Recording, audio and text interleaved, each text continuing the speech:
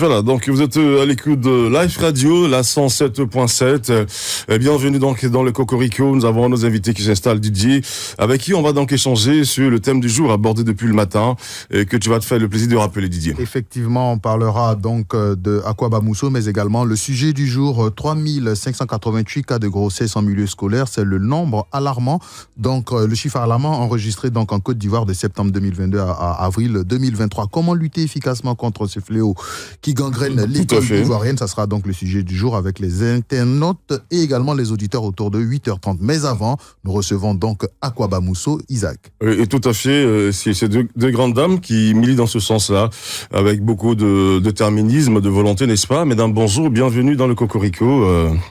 Bonjour, merci beaucoup pour l'invitation. Voilà. Bonjour. Nous avons donc Corinne Moussa, c'est ça? Vous êtes donc la vice-présidente.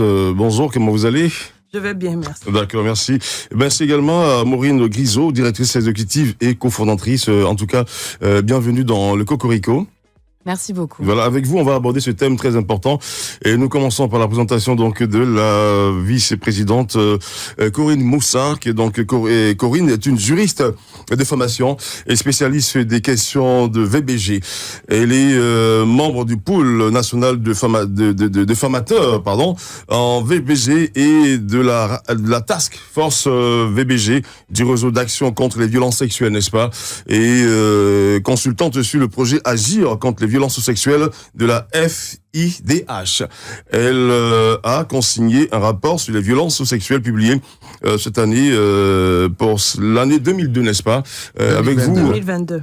L'année 2022, pardon, ça, voilà. Exactement. Et c'est avec vous, évidemment, qu'on va aborder ce sujet très important. Et Didier va présenter, évidemment, voilà. Elle est accompagnée justement la vice-présidente de Maureen Grisot, directrice exécutive et cofondatrice. Maureen Grisot a été reporter pour plusieurs médias français, notamment RFI, Canal+, France 24, pendant plus de 10 ans en France, en Afrique centrale et plus précisément en Côte d'Ivoire. Maureen Grisot, elle est parmi nous.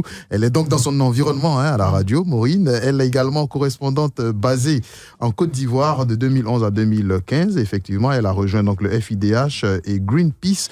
Puis, elle s'est formée justement à la prise en charge de survivantes de VBG auprès donc de la Maison des femmes de Saint-Denis. Et maintenant, c'est l'histoire de Akwaaba Mousso qui est donc au centre de notre intervention de ce jour. Alors, Maëm est avec nous. C'est avec elle que nous allons commencer cette interview, Maëm. D'accord, donc on va commencer avec des chiffres.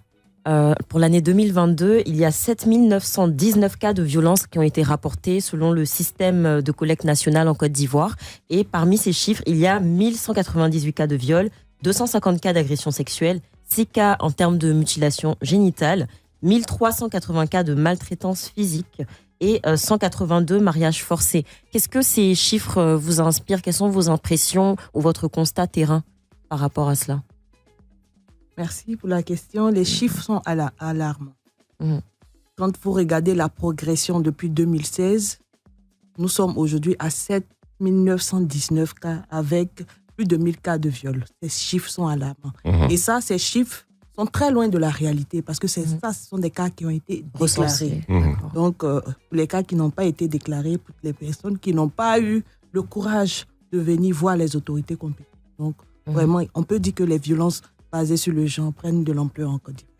Alors, Maureen Grisot, elle a travaillé également pour les survivantes de VBG auprès de la Maison des femmes de Saint-Denis. Est-ce que la situation est pareille en France qu'en Côte d'Ivoire?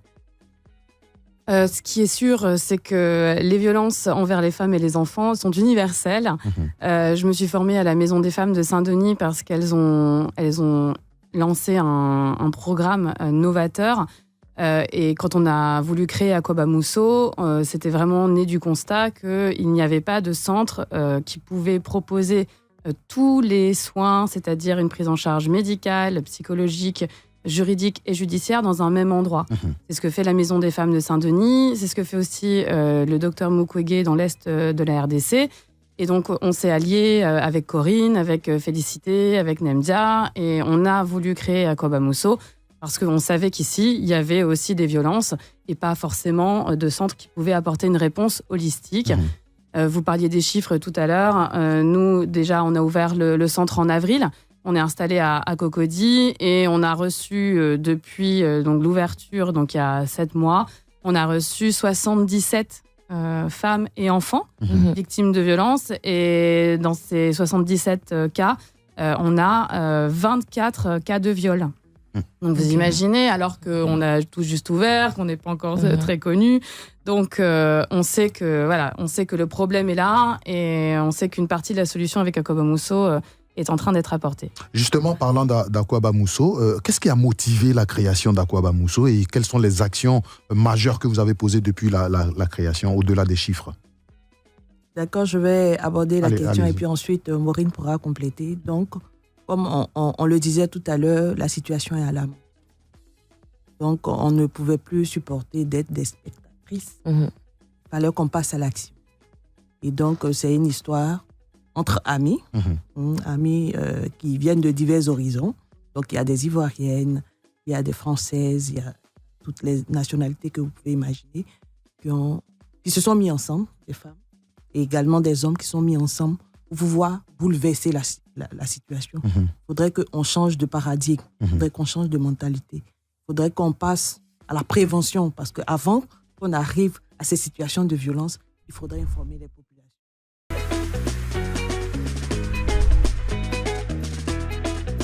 Voilà, donc nous repartons de plus belle. Hein. C'est des choses qui arrivent. Hein. Ouais. La radio, c'est ça aussi, avec des aléas qui arrivent. La radio, c'est la publicité.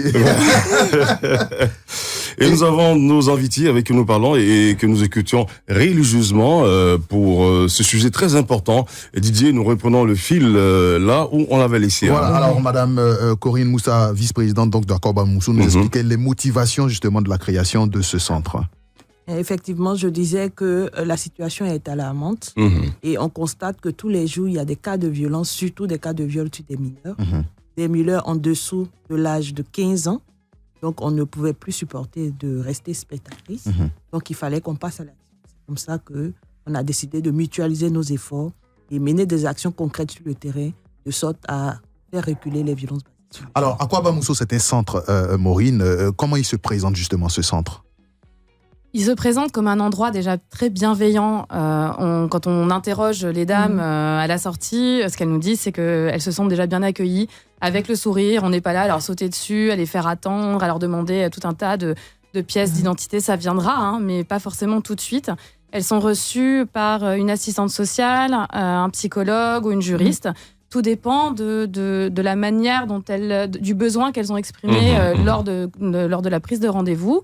Et ensuite, elles sont orientées vers, par exemple, pour les cas de viol sur mineurs, si la famille veut judiciariser l'affaire, c'est la juriste qui prend en main le cas, la situation. On a une avocate qui nous aide pour aller au procès. Donc, en ce moment, par exemple, on a 4 petites filles qui ont été violées et pour lesquelles on a sollicité une avocate. On a aussi donc une assistante sociale. On a donc les psychologues qui sont là 4 jours par semaine. Et c'est ça qu'on a trouvé vraiment intéressant avec la formule Akwaaba Mousso. C'est qu'au début, tout le monde nous disait « Ah mais non, les femmes africaines, de toute façon, elles n'ont pas besoin de psychologue, ça les intéresse pas. » Toutes demandent à voir un psychologue. Et quand on a par exemple des cas de femmes qui sont enfermées dans des violences conjugales, qui sont après les humiliations verbales, émotionnelles, psychiques, évidemment, il y a toujours les agresseurs, en fait, il y a une évolution, hein. Donc après avoir bien humilié, isolé leur épouse ou leur conjointe, ils passent ensuite à la violence physique sur la femme ou sur les enfants. Et donc on voit arriver des femmes mais complètement abattues, qui n'ont pas confiance en elles. Souvent c'est les familles, hein, c'est les sœurs, les tantes qui les envoient chez nous, qui leur disent mais allez voir va voir Akwaaba Mousso. Et au bout de quelques semaines, elles viennent juste en journée, voilà. Et au bout de quelques semaines, elles se disent non mais ça y est, je suis prête. Je suis prête à parler et je suis prête à demander de l'aide. Donc, par exemple, on a un espace foyer hébergement dans lequel on a en ce moment 7 familles. Et dans ces familles avec des enfants, bien sûr, il y a certaines femmes qui ont échappé à des violences conjugales. Et donc, on a vu vraiment se reconstruire sous nos yeux et qui aujourd'hui reprennent confiance en elles. On va bientôt démarrer un volet autonomie et réinsertion sociale qui va leur permettre aussi de sortir de ce schéma de violence, parce que souvent, ce qu'elles nous disent, c'est que si elles restent avec un conjoint violent, c'est qu'elles n'ont pas le choix, elles n'ont jamais pu aller à l'école, elles n'ont jamais pu exercer un emploi. Et donc, elles se retrouvent à la merci d'un conjoint violent parce que c'est le seul qui a les ressources économiques pour payer l'école des enfants, payer les soins de santé, etc. Parlant justement de ressources économiques, vous venez de le dire, le centre prend en charge les survivantes de tout type à travers donc un centre d'hébergement. Alors, comment vous arrivez justement à faire fonctionner ce centre et qu'est-ce que vous proposez concrètement justement à ces familles qui sont au nombre de 7 à ce jour que vous hébergez chez vous? Qu'est-ce que vous leur proposez et comment vous arrivez justement à faire vivre en un mot, on peut aussi rajouter pour dire où trouvez-vous les moyens pour supporter tout ça? Tu m'as bien compris, toi. Voilà. Alors, ça coûte très cher, ça je vous le cache pas, et c'est d'ailleurs pour ça, je pense que peu d'organisations se sont lancées dans cette aventure jusqu'à présent. Nous, notre chance, c'est qu'on est une équipe, une association unie, et qu'on a pu lever des fonds auprès de partenaires variés. On a la mairie de Cocody qui nous paye le loyer du bâtiment dans lequel nous sommes installés. Nous avons Prosuma qui nous fait quelques dons réguliers en nourriture. C'est jamais assez, mais c'est déjà bien en fait d'avoir ces partenaires. Absolument. On a le fonds L'Oréal qui nous finance aussi en partie. On a vraiment diversifié les partenaires et bien sûr il y a l'AFD via des petits fonds. Il y a le soutien de certaines ambassades, l'ambassade du Royaume-Uni. Et donc nous, ce qu'on fait à Akwaaba Mousso, c'est que en fait c'est gratuit quoi. Tu viens, les femmes elles arrivent, elles sortent de chez elles, elles ont rien, elles ont juste leur enfant sous le bras. Donc nous on en reçoit des dons. Et heureusement, il y a une vraie solidarité à Abidjan. Enfin, vous connaissez. Enfin, oui. on passe son temps ici quand on a un peu à donner. Donc nous, on reçoit donc des dons en vêtements, on reçoit des vanias, on reçoit des couches pour les bébés, et tout ça, on le distribue systématiquement, soit aux femmes du foyer, puis quand on en a beaucoup, on va dans les communautés aussi pour faire de la sensibilisation. Mais en effet, ça coûte très très cher. Là, on organise un arbre de Noël parce que ça fait trop de peine, en fait, les familles qui sont au foyer et qui vont passer Noël seules. Et puis aussi pour les bénéficiaires du centre de jour. Là, typiquement, on va chercher à récupérer des jouets, des vêtements aussi et des cadeaux pour les mamans. On pense souvent aux enfants, mais on pense pas forcément toujours aux mamans. Mais oui, en effet, ça coûte cher. Et là, typiquement, notre gros poste de dépense, c'est la nourriture. Et on fait un appel si vous avez à la Banque alimentaire de Côte d'Ivoire, par exemple, si vous pouvez nous aider à nous livrer régulièrement des colis alimentaires, parce qu'on a aussi un accueil social, parce que les femmes, quand elles savent qu'il y a un centre comme ça qui ouvre, même si elles sont pas dans un parcours de violence, elles ont quand même des besoins très forts. Et donc, c'est pour ça qu'aussi on développe un volet alphabétisation, activité génératrice de revenus, qui va se développer au début de l'année 2024. Et donc, par rapport même au volet juridique, comme vous l'avez dit, vous avez une juriste qui accompagne pour celles qui veulent porter plainte. Donc, ça aussi, c'est compris dans les frais ou comment est-ce que c'est financé également ? Alors, en fait, on ne sait pas forcément les plaintes. Corinne, la juriste, je ne veux pas lui voler son intervention, c'est pas uniquement les plaintes, et c'est de l'information. D'accord. Et en effet, on a une partie de budget pour aider, pour payer les frais de justice et les frais d'avocat quand on pense que l'affaire doit être portée devant la justice et que les familles sont motivées. D'accord. Et je vous dis que quand elle parlait de coût, effectivement, la justice a un coût. C'est ça. Et comme la justice a un coût, généralement, les populations se découragent. Parce que la plainte, c'est vrai, c'est gratuit. Mais il faut pouvoir envoyer les éléments de preuve. Et parmi ces éléments de preuve, on a la question du certificat médical. On a les honoraires d'avocats parce que quand on parle généralement des cas de violence, il y a beaucoup de crimes. Et la gestion des crimes, ça prend du temps. Les déplacements entre Akwaaba Mousso et le tribunal, entre les autres structures du système judiciaire, donc ça coûte vraiment. Ce que nous faisons au niveau d'Akwaaba Mousso, comme elle a dit, c'est déjà de l'information. Donc on n'oblige personne à porter plainte. Ça vient profondément du cœur des victimes. Est-ce qu'il y a des gens qui portent plainte contre vous aussi? Par exemple, ma femme se retrouve à Akwaaba Mousso, je ne sais pas trop comment. Est-ce qu'il arrive des fois où des gens s'en prennent à Akwaaba Mousso pour avoir gardé justement l'œuf? On vous attend. Essayez. Oh là là. Mais pas pour le moment. Alors, je voulais savoir, la théorie du changement de Akwaaba Mousso, comment se décline-t-elle?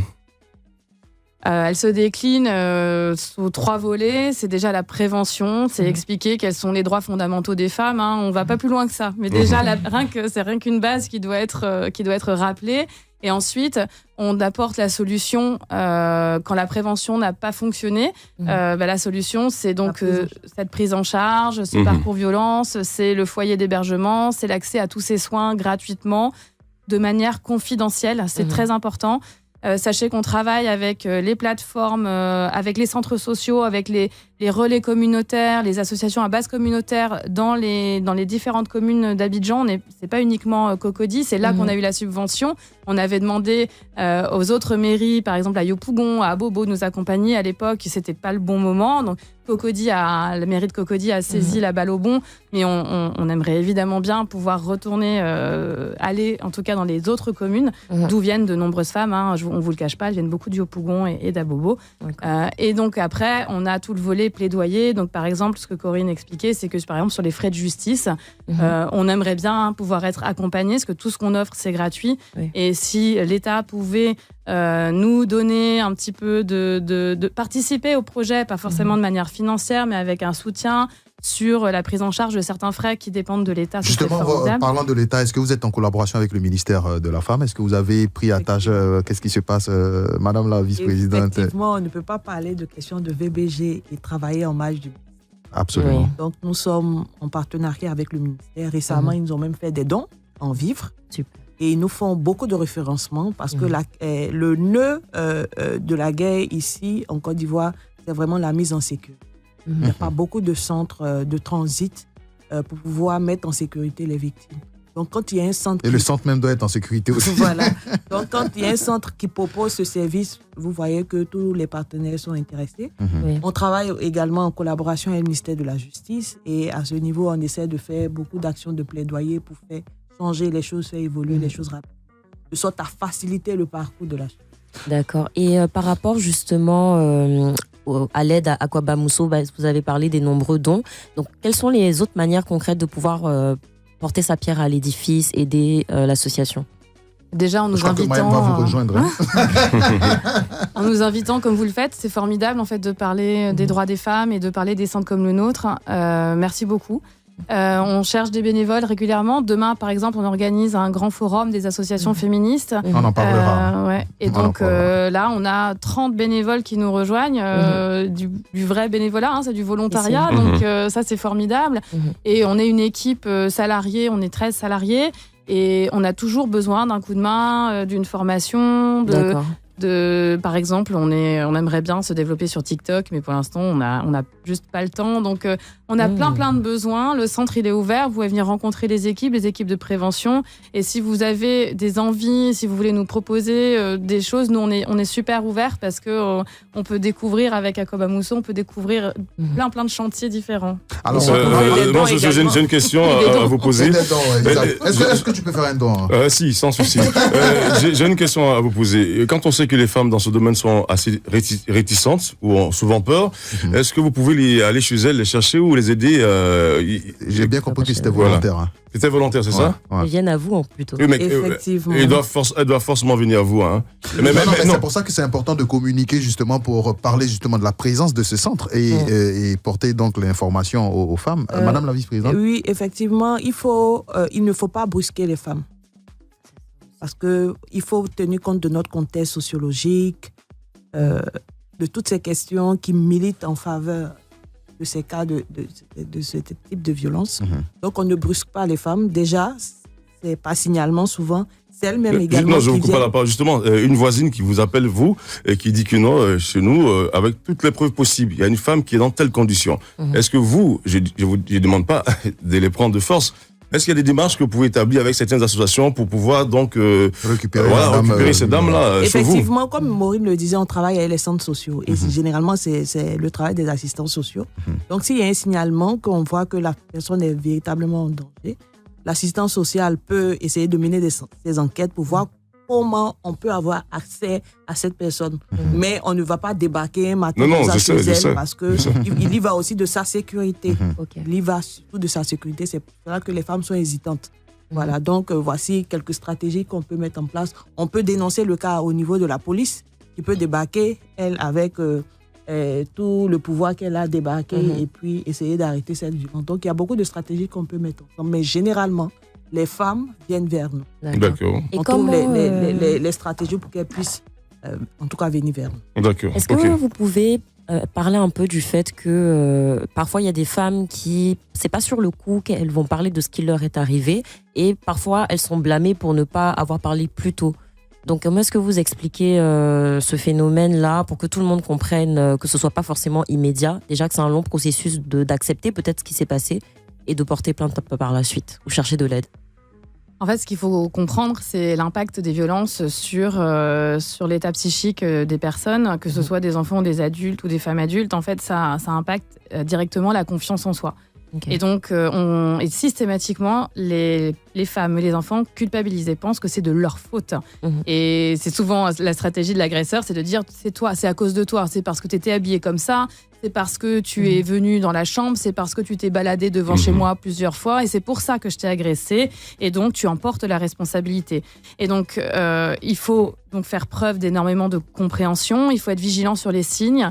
Nous, on a beaucoup d'enfants qui arrivent, par exemple, là, on a reçu une petite fille qui a été violée au moins 4 fois par un voisin depuis le mois de mai.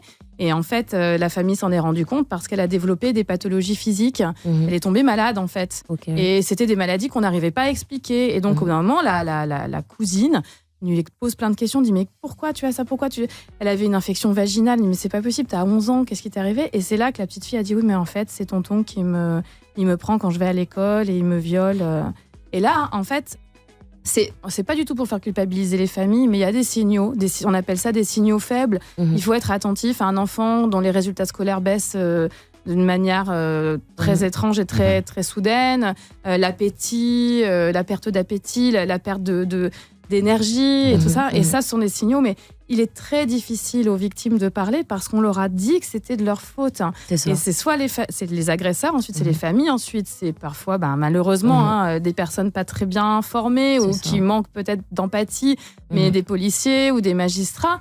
Et donc nous, notre rôle, c'est de ne jamais faire culpabiliser. Alors, Isaac, on rappelle que nous sommes avec l'association Akwaba Mousso. Nous recevons donc ce matin Maureen Grisot, directrice exécutive, et la vice-présidente Corinne Moussa. Tout à fait, Didier. On va aller à la pub dans quelques instants, évidemment, et puis on reviendra avec... c'est ça ? Oui. Voilà. Et c'est très important de vous rappeler que nous sommes sur Live Radio. Dans quelques instants, nos invités nous permettront évidemment de comprendre en long et en large cette grande action qu'elle mène pour les femmes. À travers l'association Akwaba Mousso. Voilà, à travers l'association Akwaba Mousso. Et notre objectif sur la radio, évidemment, c'est de pouvoir leur donner cette lucarne pour s'exprimer. Donc tout à l'heure, quand on posait la question, et nous sommes en Afrique. Vous savez, nous, on se connaît en Afrique. Parfois, c'est un peu réticent. Il y a des femmes qui sont victimes de viol, mais qui peuvent pas parler, qui sont chez elles. Alors nous, on s'est dit que comme vous êtes très déterminés, vous avez des relations.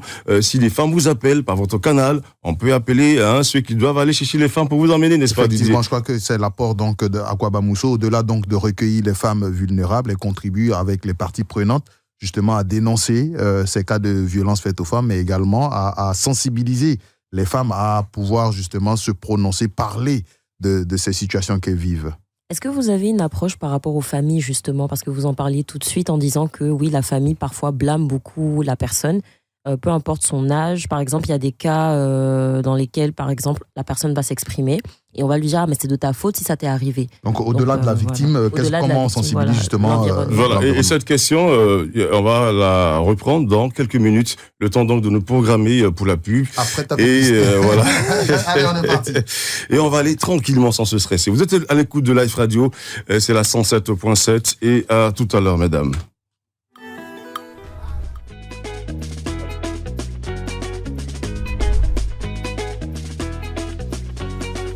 Mesdames et messieurs, si vous nous prenez en marche, sachez que vous écoutez donc Live Radio. L'émission, c'est Cocorico, du lundi au vendredi entre 6h et 9h. Ici, sur notre plateau, 2 grandes invités pour parler évidemment de la cause de la femme. C'est très important d'aider nos sœurs. Et elles s'y mettent avec beaucoup de volonté, beaucoup d'amour. Et notre devoir, c'est de les accompagner, Didier, n'est-ce pas ? Nous étions en train de parler lorsque il fallait marquer une pause pour aller à la pub. Nous sommes de retour. On vous écoute religieusement. Alors, Mayam avait donc le micro pour sa question. Effectivement, donc ma question, c'était comment est-ce que vous sensibilisez l'entourage de la victime, justement, à ne pas la shame, on va dire, par rapport à ce qui lui est arrivé, ne pas lui reprocher, la blâmer, voilà, de ce qui s'est passé. La blâmer pour ce qui lui est arrivé, justement, et renforcer le sentiment de perte de confiance en soi. Et donc, vous savez, dans notre culture, généralement, ce qui fait peur aux populations, c'est la justice. Mettre quelqu'un en prison, c'est comme si vous l'avez tué. Donc, généralement, on préfère régler ça l'amiable entre nous. Donc, ce que nous faisons au niveau d'Akwaba Mousso, c'est vraiment des actions de sensibilisation pour que les personnes puissent distinguer ce qui est dans le sens du pénal et ce qui est social. Oui. Parce que pour le social, on peut faire des arrangements, mais pour ce qui est pénal, pour les questions de viol, pour les questions de crime, on ne peut pas régler ça entre nous. Donc, c'est de sensibiliser ces personnes pour qu'elles puissent prendre, par exemple, conscience et surtout accompagner les victimes. Parce que quand la victime n'a pas le soutien de sa famille, elle se sent rejetée et il y a des conséquences. Voilà, on peut aboutir à des cas de suicide. Voilà, il y a des replis sur soi et c'est vraiment difficile de sortir de ce cercle de violence. Je crois que Maureen voulait ajouter quelque chose. Elle va ajouter quelque chose. Oui, parce qu'en fait, on intervient, comme le dit Corinne, à deux niveaux. Donc déjà, quand on sent que les familles sont réticentes, n'ont pas forcément une bonne compréhension de ce qui s'est passé, on travaille avec les relais communautaires qui vont à leur contact, qui vont leur expliquer. On travaille aussi avec les chefs traditionnels, les chefs de village. Et donc, c'est eux qu'on sensibilise au début et qui vont ensuite devenir nos relais et aider les familles à prendre conscience que le problème ne vient pas de la victime. Ce qu'on fait aussi, c'est qu'on prend en charge le soutien psychologique pour les proches. Parce que souvent, on blâme une victime aussi parce qu'on se sent coupable de ne pas l'avoir soutenue. Et donc, on a, par exemple, plusieurs mamans dont les enfants ont été violés, des pères aussi, et qui culpabilisent tellement qu'elles reproduisent en fait le schéma et donc elles vérifient, comme elles nous disent, elles écartent les cuisses de leur enfant pour vérifier qu'elles n'ont pas été violées alors que les viols datent parfois de plusieurs mois. Et donc ce qu'on fait, c'est qu'on leur apporte un soutien psychologique pour leur dire mais c'est pas de votre faute non plus. Et en fait, vous ne pouvez pas tout contrôler, c'est arrivé. Et maintenant, essayez juste de soutenir votre enfant, de soutenir votre proche. Parce qu'évidemment, c'est pas que pour les enfants, ça ne concerne pas que les enfants, mais essayez de les soutenir, ce n'est pas de votre faute. Et en fait, on va aller de l'avant. Il y a les juristes, il y a les travailleurs sociaux, il y a toute l'équipe autour de vous. Vous n'êtes pas seul, et puis on vous croit, et on y va ensemble. En attendant qu'Akwaba Mousso donc débarque sur TikTok, il faut rappeler qu'Akwaba Mousso est donc joignable sur Internet, akwabamousso.org, un très beau site Internet justement qui vous permet d'en savoir davantage sur cette association. À travers des masterclass, à travers la participation par exemple à la Journée mondiale de l'hygiène menstruelle, Akwaba Mousso pose des actions. Et puis dans le cadre donc justement des 16 jours d'activisme, Akwaba Mousso participera donc à une initiative ce samedi 2 décembre 2023. Oui, on organise un forum des associations féministes parce qu'on fait partie, évidemment, on n'est pas seul, on fait partie d'un écosystème. Et donc, on a réuni une vingtaine d'associations locales qui travaillent dans tous les domaines. Donc, il y aura des psychologues, il y aura l'association des femmes juristes, il y aura des associations qui travaillent dans la protection de l'enfance, dans la promotion de l'hygiène menstruelle. Et donc, on s'est dit qu'on a eu un financement de l'ambassade de France et on s'est dit que ce serait bien de réunir toute cette diversité sur le terrain du complexe sportif de la Palmeraie, donc au bout de la Rumini. C'est toute la journée. Vous pouvez trouver le programme sur Facebook, sur notre Instagram, mais aussi sur notre site web. Et vous allez avoir donc les stands qui seront accessibles toute la journée et des activités grand public. Il y a notamment un atelier self-défense. Il y a un atelier sur... Oui.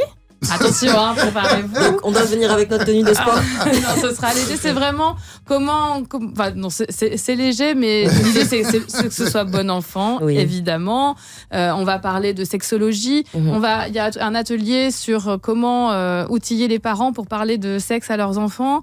C'est souvent considéré comme un tabou. Donc, voilà, comment identifier le harcèlement sexuel et essayer d'empêcher certains types de harcèlement quand ça ne met pas en danger évidemment le témoin et plein d'autres activités. C'est gratuit, donc il faut venir. Ça permet en fait de découvrir les activités de plein d'associations. Il n'y aura pas que Akwaba Mousso, mais évidemment on sera là aussi. Et donc pour les femmes ou les enfants qui nous écoutent et qui se sentent qui sentent qu'ils ont besoin de parler. Il y a notre numéro de téléphone que j'espère vous pourrez mettre sur votre site Life Radio. On a plusieurs contacts et vraiment n'hésitez pas. On répond toute la semaine et on peut vous donner un rendez-vous pour venir parler. Il n'y a pas de souci. Life Radio se fera le plaisir de vous accompagner autant de fois qu'il le faudra. Oui. Même s'il faut aller faire des reportages sur vous, c'est des choses que Life Radio... Ça veut dire donc tu pars en reportage. On n'est pas si loin. Je pense que et tu pars avec ta tenue de combat parce qu'il y a des ateliers de self-défense là. Il y aura aussi un quiz sur les droits des femmes. Tout à fait. Donc, on verra. Le meilleur remportera quelque chose. Qui sait? D'accord. Voilà, vous qui nous écoutez sur la radio, sachez que Akwaaba Mousso a besoin de votre soutien. Même si c'est vrai, il y a un peu d'aide par-ci par-là, mais il n'y a jamais. C'est toujours important. Voilà, oui. Et justement, il n'y a pas trop de viande. Il y a juste un peu de viande. Il faut. On a justement parlé de ces chiffres alarmants, justement, parlant de violences faites aux femmes, et justement, Akwaaba Mousso s'inscrit dans cette dynamique de faire baisser ces chiffres alarmants dont on a parlé, mais également d'encadrer et de soutenir les femmes. Alors, le sujet du jour parle également de violences faites aux femmes. Il s'agit par exemple de cas de grossesse en milieu scolaire. 3500 cas ont été recensés donc, de septembre à avril 2023. Comment lutter efficacement contre ce fléau qui gangrène l'école ivoirienne en tant qu'Akwaaba Mousso un mot dessus, Maureen.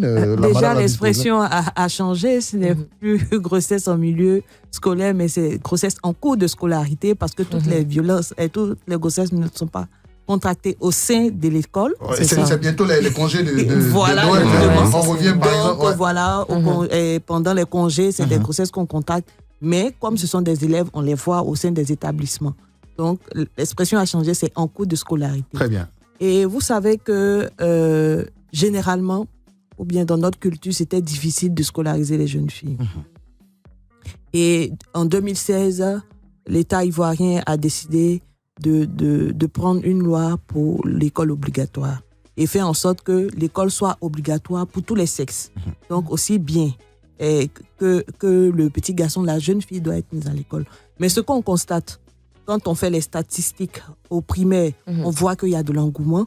Mais au fur et à mesure qu'on évolue, on voit que la pyramide s'atrophie.